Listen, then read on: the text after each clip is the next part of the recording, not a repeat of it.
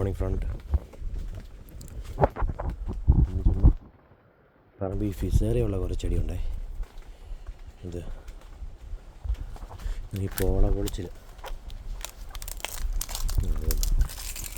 ഇങ്ങനെയുള്ള ചെടികളിൽ നമ്മൾ ഈ തോണിക്കൂട്ടി മരുന്നടിക്കുമ്പോൾ അത് നമ്മൾ ഈ കായ്ക്ക് വേണ്ടി നമ്മൾ ഫോളിയർ കൊടുക്കത്തില്ല, വളം.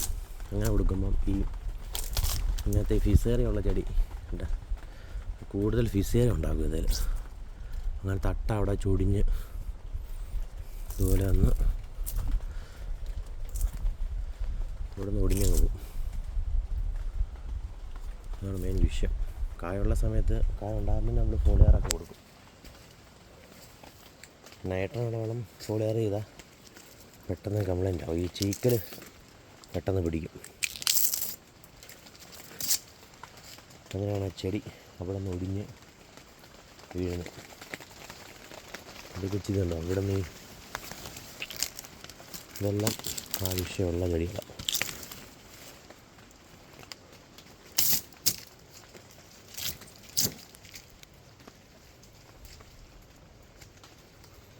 ജസ്റ്റ് നോക്കാൻ വേണ്ടി ഒന്ന് അടുത്ത മരുന്നടിയൊക്കെ ആകുമ്പോൾ നോക്കിയിട്ട് മരുന്നടിക്കുന്നതായിരിക്കും ബെറ്റർ. ചെറിയൊരു നിരീക്ഷണം ഉണ്ടെങ്കിലേ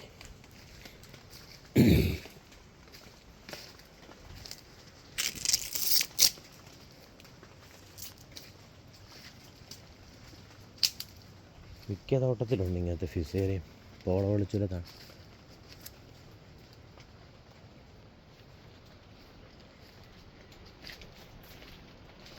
ഇതതിൻ്റെ ഒടിഞ്ഞ് വീഴും.